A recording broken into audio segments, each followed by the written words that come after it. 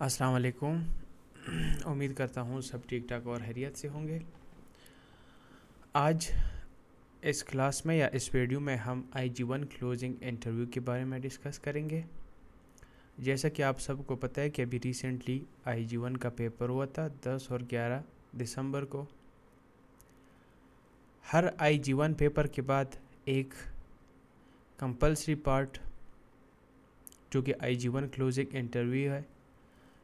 IG1 closing interview के बगैर आपका रिज़ल्ट इशू नहीं होता, या अगर आपकी IG1 क्लोजिंग इंटरव्यू अनसेटिस्फैक्ट्री जाती है तो आपके ऊपर केस बन जाता है, जिसके बाद आपके अगेंस्ट इन्वेस्टिगेशन स्टार्ट होती है और 1-2 महीने बाद उसका जो है ना वो आउटकम्स आ जाता है, जिसमें या तो आपको बैन किया जाता है या आपको दोबारा परमिशन दे देते हैं कि आप दोबारा ये पेपर कर सकते हैं। इस इंटरव्यू का मकसद ही यही होता है, जैसा कि आप सबको पता है ये एक ओपन बुक एग्ज़ाम है, ना इसमें कोई इन्विजिलेटर होता है, ना कोई आपको वो सुपरवाइज़ करते हैं। तो आप कहीं भी बैठ के कहीं से भी आप अपना पेपर सॉल्व कर सकते हैं। तो बेसिक मकसद क्लोजिंग इंटरव्यू का यही है कि वो आपको चेक करते हैं कि ये पेपर आपने ख़ुद सॉल्व किया है कि नहीं। आपके पेपर में से ही आपसे क्वेश्चन पूछे जाते हैं। इंटरव्यू जो होता है ये लर्निंग पार्टनर की तरफ से होता है, यानी कि जिस इंस्टीट्यूट के थ्रू या जिस एकेडमी के थ्रू आप रजिस्टर्ड हो या बोर्ड से, वही आपका इंटरव्यू लेते हैं। इंटरव्यू वीडियो कॉल पर मुश्तमिल होती है, जिसमें आपकी आइडेंटिटी चेक होती है। उसके बाद आपसे कुछ क्वेश्चन किए जाते हैं, 3 क्वेश्चन, उसके आपने आंसर देने होते हैं। मेक श्योर कि जब भी इंटरव्यूअर आपका इंटरव्यू लेते हैं तो आपका पेपर उनके पास होता है, यानी कि जब भी आप इंटरव्यू देते हैं या जब भी आप अपना पेपर सबमिट करते हैं तो वो पेपर आपके लर्निंग पार्टनर के पास भी आ जाता है।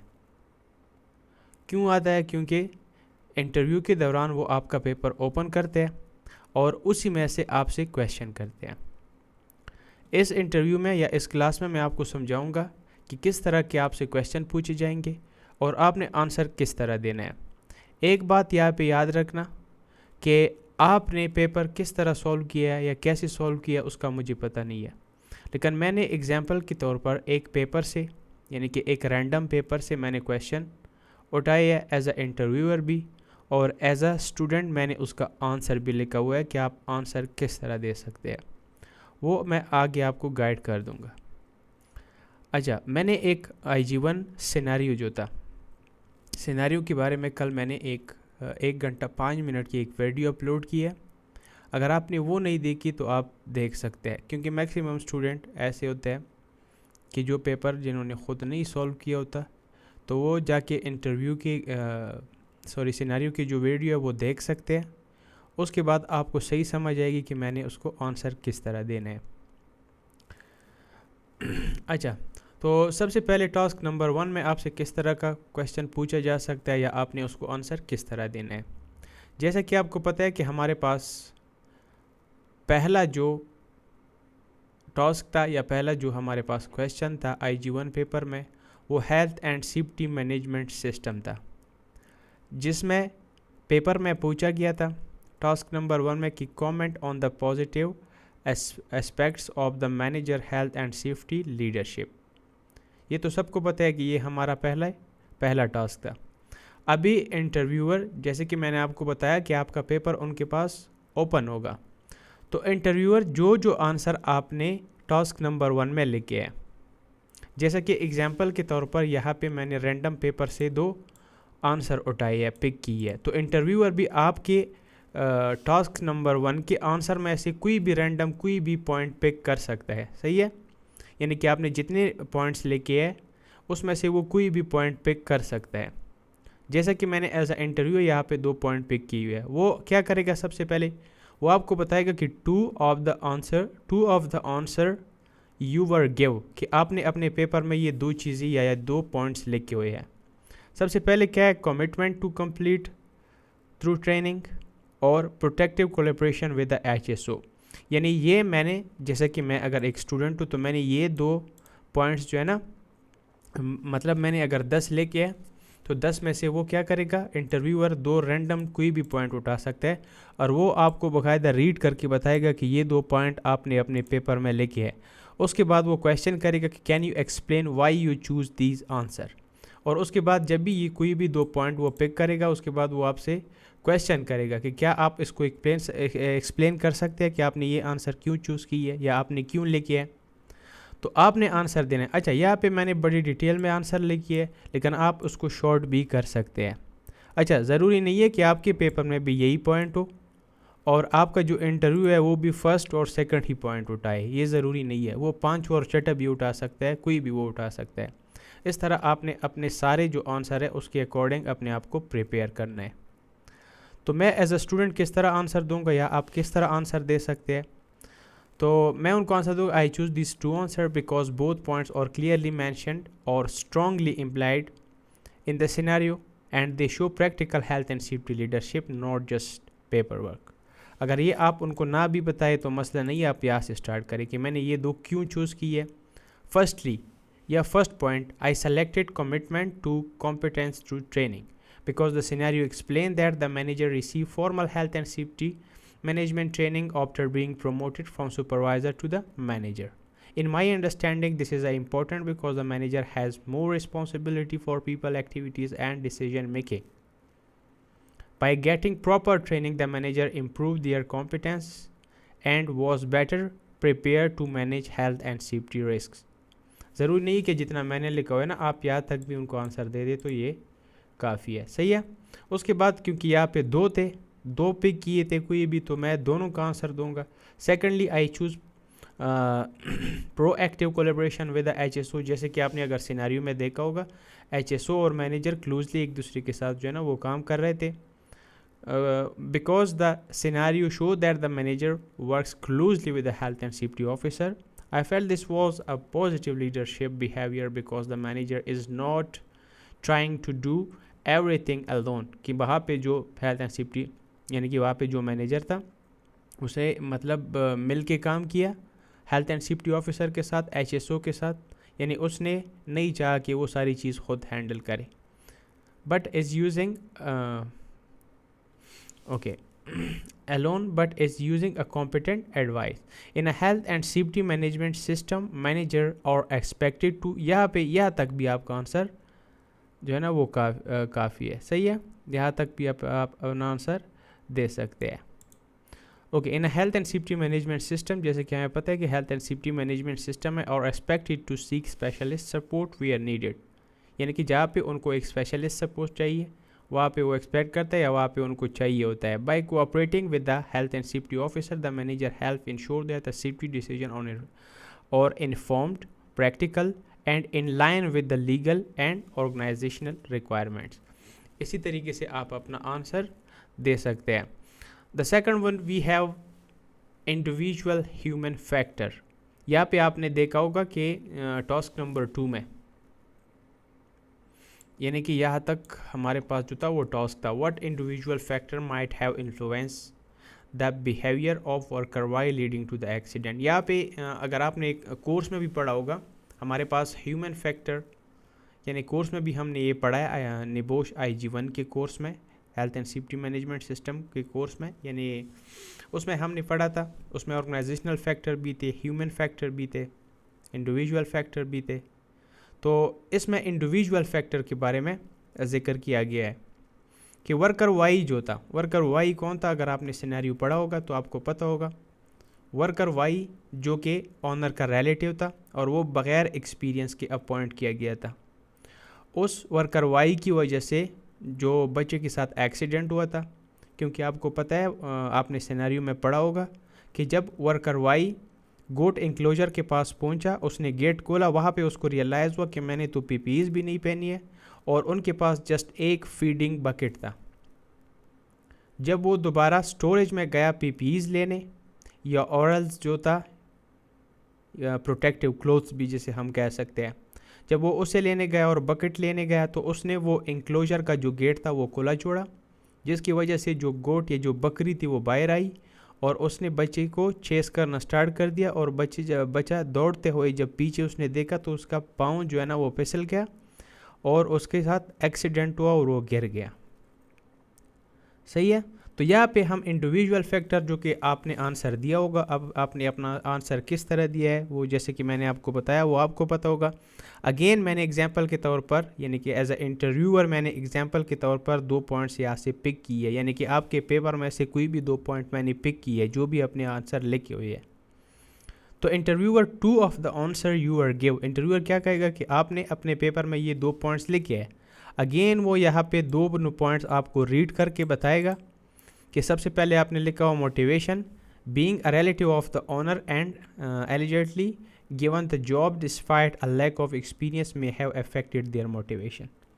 यानी कि ये जो था इसमें से फर्स्ट इंडिविजुअल फैक्टर जो कि स्टूडेंट ने लिखा था कि मोटिवेशन, क्योंकि वो वर्कर वाई को जस्ट एक रिलेशन बेस पर उसने उसको हायर किया था या अपॉइंट किया था, जिसकी वजह से उसका मोटिवेशन जो है ना वो अफेक्ट हो सकता है। They might have failed in sense of entitlement or under appreciation reducing their commitment to following rules diligently। दूसरा जो वो आपको रीड करके बताएगा कि आपने पेपर में लिखा हुआ है कि competence skill, worker Y had a lack experience in the environment, यानी इससे पहले वर्कर वाई ने किसी जगह पे या किसी जू में या सेम एनवायरनमेंट में काम नहीं किया था।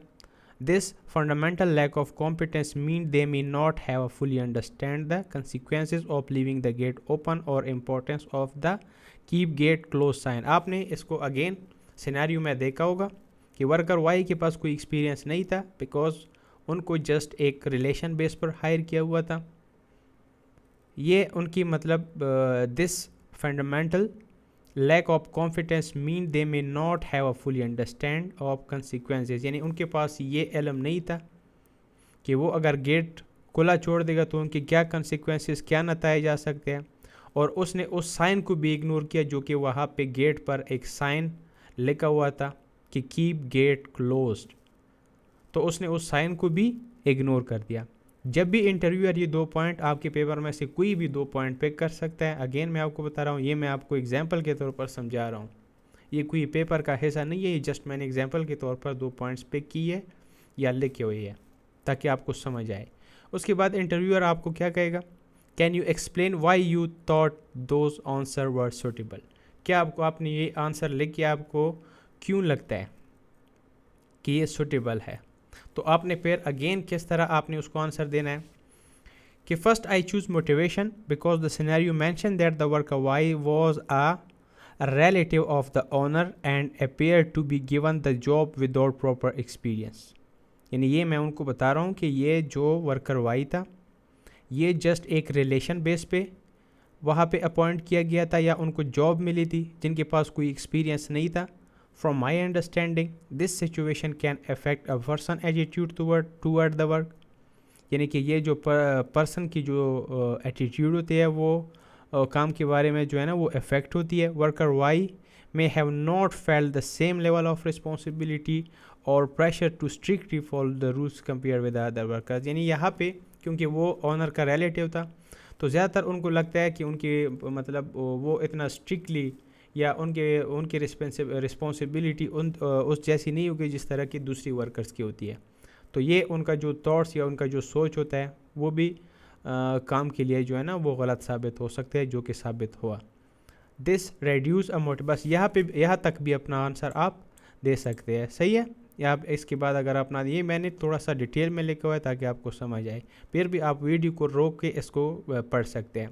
दूसरा जो पॉइंट, जैसे कि ये 2 पॉइंट इंटरव्यूअर ने उठाए थे, दूसरा हमारे पास जो पॉइंट था वो क्या था, कॉम्पिटेंस एंड स्किल, कि worker Y had a lack of experience in this environment, जो कि हमने ऑलरेडी पढ़ा है। तो मैं उसको कि दूसरा जो मैंने आंसर पिक किया है, I selected competence and skill because worker Y was new and inexperienced in this type of environment, क्योंकि ये नया यानी ये एक न्यू वर्कर था और उनके पास कोई एक्सपीरियंस नहीं थी इस तरह के इन्वायरमेंट में या इस तरह की कंपनी में उसने पहले जॉब नहीं किया हुआ था। The scenario suggest they did not fully appreciate the importance of keeping the gate sign close and the potential consequences of leaving it open. यहाँ तक आप इसको यानी यहाँ तक ये इनफ है। आई believe this answer were suitable, यहाँ पे मैं इन दोनों को यानी इकट्ठा करके उनको बता रहा हूँ कि आई बिलीव, क्योंकि उन्होंने यहाँ पे क्वेश्चन किया था कि can you explain why you thought this answer were suitable. तो I believe this answer were suitable because they focus on individual human factor rather than blaming the worker. They explain how lack of experience and reduced motivation can influence the behavior and contributed to an accident, which is consistent with the health and safety principle and the informing given in the scenario. तो इस तरह का आप अपने आप को prepare कर सकते हैं, हर पॉइंट्स के लिहाज से आप अपना जो है ना आंसर तैयार कर सकते हैं. So let's move to the task number 3. As you know, task number 3 was first aid arrangements. जैसा कि आप सबको पता है कि हमारे पास टास्क नंबर 3 में जो हमारे पास फर्स्ट एड अरेंजमेंट्स थे कि what you would consider in a review to determine if first aid provision was realistic and proportionate at the nature's nest या इन द जू. अभी आपके आंसर में से यहाँ पे थोड़ा सा जो है ना क्वेश्चन का जो तरीका है वो थोड़ा सा चेंज होगा. वो एक ही पॉइंट आपके पेपर में से उठाएगा, कोई भी पॉइंट वो आपके आंसर यानी कि टास्क नंबर 3 की आंसर में से कोई भी वो एक पॉइंट पे कर सकता है. जैसा कि वो बताएगा interview one of the answer you give was, जैसा कि वो कोई भी पॉइंट उठाएगा. एग्जांपल के तौर पर मैंने ये लिखा हुआ है, सही है, तो वो कोई भी पॉइंट उठाएगा. वो जैसे कि एग्जांपल के तौर पर मैंने यहाँ पे size of the organisation and workforce, अगर आपने सिनेरियो में देखा होगा स्टार्ट में वो साइज़ का भी बता दिया कि वो एक लार्ज लैंड था वहाँ पे जहाँ पे 20 परमानेंट वर्कर्स भी थे. यानी ये एग्जांपल के तौर पर मैंने वो एग्जांपल के तौर पर ये मैंने अपने पेपर में लिखा हुआ है. तो वो कोई भी पॉइंट उठा के वो पूरा रीड करेगा इंटरव्यूअर, जैसे कि size of the organisation and workforce, there are 20 permanent workers plus additional temporary workers in a busy periods. The review must ensure enough first aider are available to cover all areas and shifts, especially during the peak times with the school visits. यानी ये मेरा point था as a student, जो कि interviewer ने ये पूरा read किया. फिर उसके बाद इंटरव्यूअर क्या करेगा, एक क्वेश्चन करेगा कि why did you prioritise this answer, कि ये आप आंसर क्यों प्रायोरिटाइज करते हैं या ये आंसर आपने क्यों लिखा हुआ है. तो आप इसको किस तरह फिर आंसर देंगे एज अ स्टूडेंट कि I prioritize this answer because the size of the organization and the number of people on the site directly affected how realistic and proportionate the first aid arrangements need to be. In the scenario, जैसे कि हमने scenario में देखा कि nature's nest has around 20 permanent workers, but during a busy period, especially in a warmer months, ये भी आपने देखा कि जब गर्मियों का टाइम था तो वो बहुत ज़्यादा बिजी था क्योंकि गर्मियों में लोग ज़्यादा आते हैं. They also employ temporary workers, जहाँ पे उनको फिर टेम्प्रेरी वर्कर्स या रिटर्निंग टेम्प्रेरी वर्कर्स भी उनको हायर करने पड़ते थे. On top of that there are a large number of visitors, जैसे कि उन दिनों में ज़्यादातर विजिटर्स भी आते थे including young children, particularly during a school visits. Because of this, the risk of injury or illness is higher during a peak time. तो इस तरह आपने एक शॉर्ट सा आंसर देना है. आप हर पॉइंट के अकॉर्डिंग अपना आंसर तैयार करेंगे क्लोजिंग इंटरव्यू के लिए, क्योंकि हमें ये तो पता है कि किस तरह क्वेश्चन पूछ सकते हैं, लेकिन ये हमें नहीं पता कि वो कौन सा पॉइंट उठा सकता है आपका जो इंटरव्यूअर है. तो अभी आते हैं नंबर 4 की तरफ, जो कि आपको पता है कि हमारे पास जो टास्क था वो था lesson learns from adverse event. Adverse event यहाँ पे 2 एक्सीडेंट जो हुए थे. फर्स्ट एक्सीडेंट जो था यहाँ पे जो बच्चे के साथ हुआ था, स्कूल चाइल्ड के साथ. दूसरा एक्सीडेंट जो ट्रैक्टर गलत मुड़ा होता, जो कि ड्राइवर को उस स्लाइड चेंजेस का रूट का नहीं पता था, जिसकी वजह से वो हिट किया और वो जो वहाँ पे जो यानी शीप यानी कि जो बेड वगैरह के जो इंक्लोजर थे उसके साथ टकरा गया, जिससे वो जानवर यानी कि वो एनिमल्स और उसके ट्रेलर में जो बैठे हुए विजिटर्स थे वो घबरा गए थे या पैनिक कर गए थे. यहाँ पे एडवर्स इवेंट था. अभी यहाँ पूछा क्या था, क्वेश्चन में पूछा क्या था कि why it is important for an organisation to learn lessons from adverse event. यानी कि कोई भी हादसा जब हो जाता है, कोई भी इंसिडेंट या एक्सीडेंट हो जाता है, उसके बाद हम जो इन्वेस्टिगेशन करते हैं, उनको इन्वेस्टिगेट करते हैं, वो क्यों करते हैं? हम उससे सीखते हैं, लर्निंग लेसन, उसे सीखते हैं और उनके ऊपर कंट्रोल लगाते हैं ताकि इस तरह की जो इवेंट्स है या इस तरह की जो एक्सीडेंट है वो दोबारा रिपीट ना हो। तो इसकी क्या फ़ायदे या क्या इम्पोर्टेंस थी या क्या फ़ायदे या क्या एडवांटेजेस थे कि ऑर्गेनाइजेशन की चाहिए कि वो अपनी गलतियों से सीखे या वो एडवर्स इवेंट से सीखे, इनकी क्या एडवांटेजेस हो सकते हैं? तो आपने इसका भी आंसर लिखा होगा। अभी दोबारा इंटरव्यूअर 2 आंसर आपके क्वेश्चन यानी कि जो आंसर आपने लिखा हुआ है टास्क नंबर 4 में, उसमें से 2 कोई भी पॉइंट वो पिक कर सकता है। एग्जांपल के तौर पर मैंने ये पिक की है, prevent recurrences and legal and moral obligation. तो ये मैं दोबारा पढ़ नहीं सकता क्योंकि वीडियो बहुत ज़्यादा लंबी हो जाएगी, तो ये आप फिर वीडियो को स्टॉप करके यानी पॉज करके आप देख सकते हैं। अभी उसके बाद जब ये मुकम्मल रीड करेंगे 2 पॉइंट्स कोई भी, तो उसके बाद वो क्वेश्चन करेगा कि can you explain why you choose this answer. Again आपको बताएगा कि आपने ये 2 आंसर क्यों चूज़ की है। तो अगेन आपने इस तरह का आंसर देना कि I choose this answer because they explain both the practical and the responsibility based reason why learning lesson from the adverse event is important. ये अगर आप यहाँ पे ना भी बताओ तो मसला नहीं है, तो जो आप डायरेक्ट स्टार्ट कर सकते हैं। आई सेलेक्टेड प्रिवेंट रिकरेंसेस क्योंकि यही 2 उसने पिक किए थे जो कि मैंने अपने पेपर में लिखे थे एज ए स्टूडेंट। तो फर्स्ट वन का मैं आंसर किस तरह दूँ? I selected prevent recurrences because the main reason for reviewing an adverse event is to understand what went wrong and why it happened.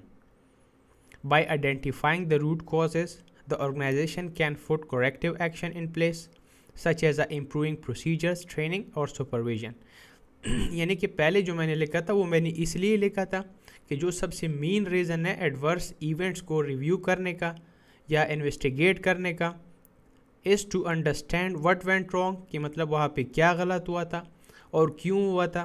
Bye identifying the root causes, यानी जिस चीज़ की वजह से एक्सीडेंट हुआ था या जो रीज़न था उसके जो रूट कॉजेज़ है उस तक पहुंचने के लिए organisation can put corrective action in place. उसके बाद ऑर्गेनाइजेशन क्या कर सकता है? करेक्टिव एक्शन प्लान कर सकता है या प्लेस कर सकते हैं। सच एज़ वो क्या कर सकते हैं? अपने प्रोसीजर जैसे कि सेफ सिस्टम ऑफ वर्क वगैरह को इम्प्रूव कर सकते हैं, ट्रेनिंग को इम्प्रूव कर सकते हैं एंड सुपरविजन को इम्प्रूव कर सकते हैं। This helps to stop same or similar accident from happening again. यहाँ तक भी आप अपना आंसर आपका काफ़ी है। सही है कि ये क्या करता है, अगर ये चीज़ें हम रिव्यू करेंगे तो ये सिमिलर एक्सीडेंट यानी कि दोबारा इस तरह के एक्सीडेंट ना हो वो हमें मदद दे सकता है या हमें हेल्पफुल साबित हो सकता है। तो दूसरा जो उसने जैसे कि ये इंटरव्यूअर ने पिक किया था मेरे पेपर में से एज ए स्टूडेंट, सही है, वो क्या था? Legal and moral obligation. तो इसका भी मैं आंसर देंगे। Secondly I choose legal and moral obligation because organisation have a duty of care towards worker and visitor. क्योंकि जैसे कि हमें पता है कि ये ऑर्गेनाइजेशन की ड्यूटी होती है या उनकी रिस्पॉन्सिबिलिटी होती है कि वो अपनी वर्कर्स और विजिटर का जो है ना वो केयर करे। Morally it is important to learn from incident to protect people from harm. Legally यानी कि ये लीगली कानूनन भी है कि health and safety law required employers to manage risk proactively not just react after an accident. तो यहाँ तक भी अगर आप उनको बता दें तो ये काफ़ी है। बाकी अगर आपने पढ़ना है तो आप वीडियो को रोक के पढ़ सकते हैं और दोबारा फिर आप आगे देख सकते हैं। अच्छा, अब नेक्स्ट हमारे पास जो था टास्क नंबर 5 जिसमें हमारे पास था एक्सीडेंट इन्वेस्टिगेशन। जिस टास्क में पूछा गया था कि what was the positive aspect of the HSO approach were when investigating the incident involving the child। अच्छा, अब इसमें just health and safety officer के बारे में पूछा था कि क्या पॉजिटिव एस्पेक्ट्स थे कि जब वो एक्सीडेंट को इन्वेस्टिगेट कर रहे थे। कौन से एक्सीडेंट? जो बच्चे के साथ हुआ था, वो वही गोट वाला या बकरी वाला जो था, जो इंक्लोजर गेट के थ्रू बकरी बाहर आई थी जिसकी वजह से वो बच्चा इंजर्ड हो गया था। तो जब आपको पता है, आपने सिनेरियो में देखा होगा कि HSO ने, हेल्थ एंड सेफ्टी ऑफिसर ने, एक दिन में यानी उसका जो पूरा जो आफ्टरनून था वो इन्वेस्टिगेशन में ही लगा हुआ था। यानी 5 बजे जब 5 बज गए तो उसने दोनों इन्वेस्टिगेशन जो है ना वो कंप्लीट किए थे। उसमें से फर्स्ट इन्वेस्टिगेशन जो था वो फर्स्ट एक्सीडेंट का था जो कि बच्चे के साथ होता, दूसरा एक्सीडेंट जो ट्रैक्टर का था। ये दोनों इन्वेस्टिगेशन उन्हें 5 बजे तक कंप्लीट किए थे। ओके, तो इसका भी आपने अपने हिसाब से आंसर लिखा होगा। इसमें भी इंटरव्यूअर जस्ट एक ही पॉइंट आपके आंसर में से पिक करेगा, जैसे कि वो बताएगा one of the answer you give was, कि आपने एक आंसर अपने पेपर में लिखा हुआ है immediate securing of the scene, यानी उसका पॉजिटिव एस्पेक्ट एक ये था कि उसने जल्दी सी सीन को सिक्योर किया था। सिक्योर का मतलब है कॉर्डन ऑफ किया था, या वहाँ पे मतलब बैरिकेड्स वगैरह लगा के, जा मतलब उसकी वहाँ पे अनऑथोराइज्ड पर्सन की एंट्री नहीं होती। एक्चुअली जब कोई भी इन्वेस्टिगेशन होती है तो सबसे पहले जहाँ पे एक्सीडेंट हुआ है तो उस सीन को बैरिकेड किया जाता है ताकि कोई उसमें एंटर ना हो और वहाँ पे मौजूद जितनी भी एविडेंसेस है वो ख़राब ना हो। तो जैसे कि मैंने यहाँ पे इंटरव्यूअर ने मेरे पेपर में से ही एक पॉइंट पिक किया है, वो मैंने जो लिखा था, the HSO immediately secure the scene of the accident upon taking over the investigation, this prevents disturbance of the evidence and allow for an accurate analysis. ये मैंने आपको ऑलरेडी बताया कि ये किस लिए होता है। उसके बाद वो क्वेश्चन करेगा कि why did you think that answer was suitable, कि आपको क्यों लगता है या आपने ये आंसर क्यों लिखा हुआ है या आपको ये सुटेबल क्यों लग रहा है। तो आपने आंसर फिर अगेन किस तरह देना है, I thought this answer was suitable because securing the scene is one of the most important first step in the effective accident investigation. यहाँ पे मैं उनको बता रहा हूँ कि ये मैंने सोचा या इसलिए मुझे सूटेबल लगा क्योंकि सीन को सिक्योर करना बहुत इंपॉर्टेंट है, जो कि ये फर्स्ट स्टेप है अगर आप चाहते हैं कि आपका जो एक्सीडेंट इन्वेस्टिगेशन है वो इफेक्टिव रहे।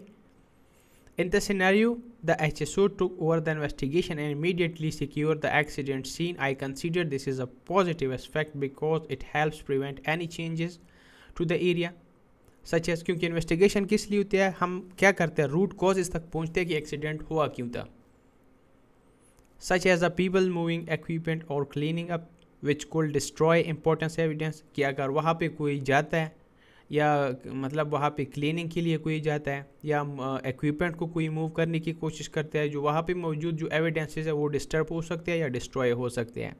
Keep the accident intact, allow the investigator to clearly see what condition were present at the time of the accident, जिससे हमें ये पता चल जाता है या इन्वेस्टिगेटर को ये पता चल जाता है कि वो कंडीशन वहाँ पे एक्सीडेंट क्यों होता, किस वजह से होता, उसमें क्या चीज़ इन्वॉल्व थी, तो उसका सारी चीज़ों का हमें पता चल जाता है। तो इस तरह मैं उसको आंसर दूंगा। अच्छा, यहाँ पे हमारे पास जो है ना टास्क नंबर 6 में से कोई भी नहीं होगा, तो हम आ जाते हैं टास्क नंबर 7 की तरफ, जो कि हमारे पास था रिस्क असेसमेंट। रिस्क असेसमेंट का भी आपने आंसर लिखा होगा। मेन जो रिस्क असेसमेंट का मतलब टास्क नंबर 7 में जो पूछा था,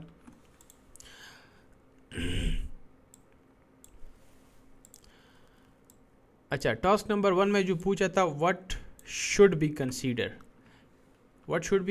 कि क्या कंसीडर करना चाहिए, what should be consider when carrying out the risk assessment for the animal feeding activity to make it suitable and sufficient.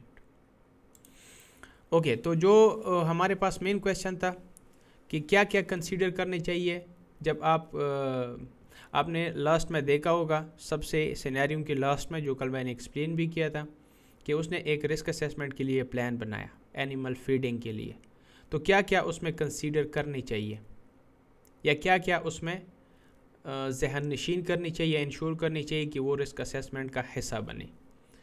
तो इसका भी आपने अपना आंसर लिखा होगा। यहाँ पे again interview one of the answer you give was, कि आपने वो आपको कहेगा कि आपने एक आंसर लिखा हुआ है, वो पूरा आपको रीड करके बताएगा। एनिमल बिहेवियर, यानी कि मुझे लगता था मैंने आंसर में लिखा हुआ है कि मुझे रिस्क असेसमेंट में एनिमल बिहेवियर को भी कंसीडर करना है या उसमें कंसीडर करना चाहिए। Risk of animal escaping as happen, जैसे कि ये पिछले दफ़ा हुआ था, किकिंग, बाइटिंग, बटिंग और चेसिंग। ये जस्ट मैंने एक शॉर्ट सा एक इसमें पॉइंट लिखा हुआ है जो कि मैंने एज अ इंटरव्यूअर पिक किया है कि रिस्क असेसमेंट जब भी बनाते हैं तो उसमें जो एनिमल का जो बिहेवियर है वो लाजमी तौर पर, क्योंकि रिस्क असेसमेंट आप सबको पता है कि वो किस लिए होता है। रिस्क असेसमेंट में सबसे पहले हम हैज़र्ड को आइडेंटिफाई करते हैं। हैज़र्ड को आइडेंटिफाई करने के बाद उनसे जो जो बंदे या जो जो ग्रुप्स उनसे अफेक्ट होते हैं उसके बारे में हम लिखते हैं।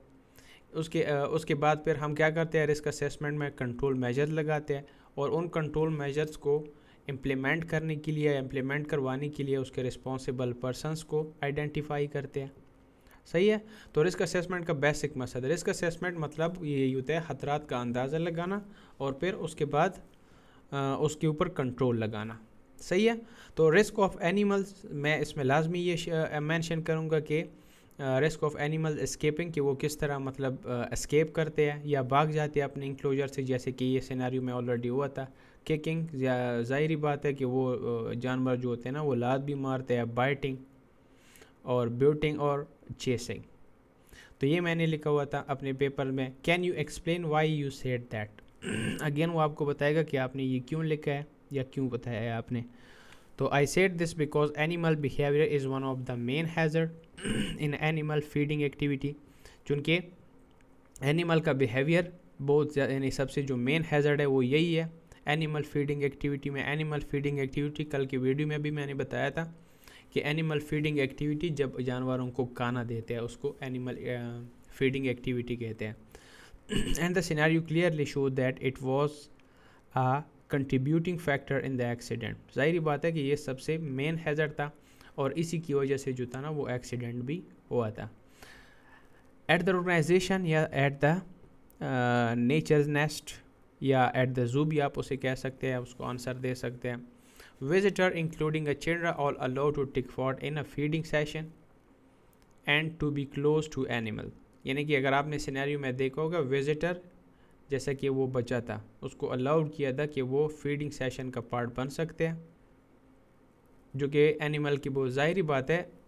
ये जो पार्क था, ये जो जू था, सही है, एनिमल पार्क, ये बनाया इसलिए था कि वहाँ पे लोग आ सकते हैं, वहाँ पे वो जानवरों को देख सकते हैं, वो जानवरों को इवन छू भी सकते हैं। अगर आपने सिनेरियो में पढ़ा होगा, एनिमल्स कैन बिहेव अनप्रिडिक्टेबली, यानी कि क्योंकि वो तो जानवर होता है, उसका किसी को नहीं पता होता कि वो किस तरह से बिहेव करेंगे, क्योंकि अनप्रिडिक्टेबल होता है। Specially when food is involve, कि स्पेशली कि जब उसमें फूड इन्वॉल्व, कि जब खाने के टाइम, क्योंकि जानवरों को जब भूख लगती है वो फिर मतलब बैड बिहेव करते हैं उस टाइम जब उनको भूख लगती है।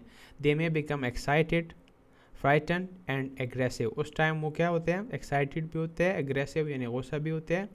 विच can lead to action such as a kicking, उसके मतलब जिसके नतीजे में वो आपको लात भी मार सकती है, किक भी कर सकती है, बाइटिंग भी कर सकती है, ब्यूटिंग भी कर सकती है और आपके पीछे भाग भी सकती है, chasing. In this specific accident, an animal escaped after the gate was left open, which is directly show why animal behavior and control measures should be considered during the risk assessment। यानी कि अगर हम इसको scenario में देखें तो जो gate खुला हुआ छोड़ा था इंक्लोजर का, गोट इंक्लोजर का, जो कि डायरेक्टली उसकी वजह से एक्सीडेंट भी हुआ था और उससे हमें ये अंदाज़ा भी हो गया कि जब भी आप इस तरह के चीज़ें करते हैं या इस तरह के आप गेट ओपन छोड़ देते हैं या हेल्थ एंड सेफ्टी को सही तरीके से वहाँ पे नहीं देखते या इम्प्लीमेंट नहीं करते तो क्या हो सकता है।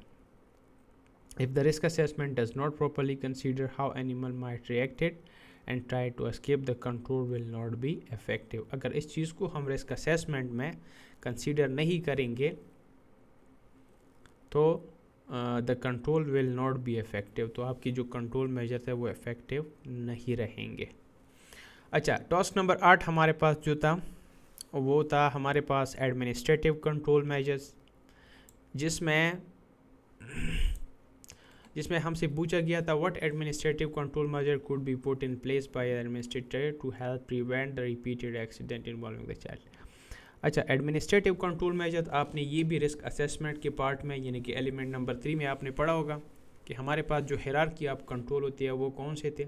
सबसे पहले हमारे पास होता है elimination, substitution, administrative control, engineering control and then PPEs. तो ये हिरार्की एडमिनिस्ट्रेटिव कंट्रोल यानी कि एडमिनिस्ट्रेशन की तरफ से यानी कंपनी की तरफ से जो लगाए जाते हैं उसको एडमिनिस्ट्रेटिव कंट्रोल कहा जाता है। तो यहाँ पे क्या पूछा था हमसे, what administrative control measure could be put in place, के मतलब एडमिनिस्ट्रेशन को कौन से कंट्रोल मेजर है जो इम्प्लीमेंट करनी चाहिए ताकि वो इस तरह के एक्सीडेंट से दोबारा बच सके या अपनी ऑर्गेनाइजेशन को दोबारा इस तरह के एक्सीडेंट से बचाया जा सके। तो इसका भी आपने अपने तरीके से आंसर लिखा होगा। अगेन इंटरव्यूअर आपके पेपर में से 2 आंसर या 2 पॉइंट्स उठाएंगे, जैसे कि सबसे पहले introduce a formal permit to work और buddy system for high risk tasks, यानी बस जस्ट आप यहाँ पे कह सकते हैं परमिट टू वर्क सिस्टम कि एडमिनिस्ट्रेटर को एडमिनिस्ट्रेशन को परमिट टू वर्क सिस्टम जो है ना वो इम्प्लीमेंट करना चाहिए। PTW जिसे हम कहते हैं सेफ सिस्टम ऑफ वर्क भी हो सकता है। Entrance competence assurance for a temporary worker ये भी कर सकते हैं। उसके बाद वो अगेन आंसर आपसे क्वेश्चन करेगा which one would you prioritise and why, कि इन दोनों में से आप कौन सा जो है ना प्रायोरिटाइज करते हैं या इसको प्रायोरिटी देते हैं, और अगर आप इसमें से कोई भी उठाएंगे तो मतलब क्यों देते हैं, यानी इसमें से आप किस को प्रायोरिटी देंगे, अहमियत देंगे और क्यों देंगे। तो मैं क्या करूँगा, उसको आंसर इस तरह दूंगा, If I had to prioritize one, I would prioritize enhancing competence assurance for temporary workers. I choose this because the scenario showed that the worker Y was a temporary and inexperienced worker who was involved in the feeding activity and did not fully understand the importance of the control measures such as keeping the gate closed. This lack of compliance directly contributed to the accident. By ensuring that the temporary worker are not allowed to carry out feeding sessions alone until their competence has been formally assessed and signed off by the supervisor, the organization can reduce the risk at the source. This makes sure the worker understands the hazard, the safe working procedures, and the consequences of unsafe action before being given responsibility. So इस तरह अपने आप को आप तैयार कर सकते हैं हर आंसर के लिए। इसमें एक बात थी कि इसमें ज़्यादातर क्वेश्चन जस्ट एक क्वेश्चन उसमें स्किप है जो कि टास्क नंबर 6 है, बाकी इसमें से कोई भी स्किप नहीं किया गया है। लेकिन अगेन आपसे ये सारों में क्वेश्चन नहीं करेंगे, आपसे 3 टास्क में से ही क्वेश्चन करेंगे। वो इंटरव्यूअर की अपनी मर्ज़ी है कि वो किस तरह या कौन से क्वेश्चन या कौन से टास्क में से आपसे क्वेश्चन कर सकता है। तो मैंने जहाँ तक आपको आसान कर सकता था तो मैंने किया, बाकी आपने अगर पेपर ख़ुद किया, सिनेरियो आपने अच्छी तरह से पढ़ा है तो आप आंसर इजीली दे सकते हैं, आपको कोई जो है ना वो मुश्किलात नहीं आएगी। लेकिन फिर भी अगर आपको कोई मतलब आपको कोई भी डिफ़िकल्टीज़ आती है तो आप कमेंट भी कर सकते हैं, हमसे पूछ सकते हैं, तो हम आपको आंसर करेंगे इंशाल्लाह। मिलते हैं इंशाल्लाह नेक्स्ट वीडियो में। अपना ख्याल रखिएगा। अल्लाह हाफ़िज़।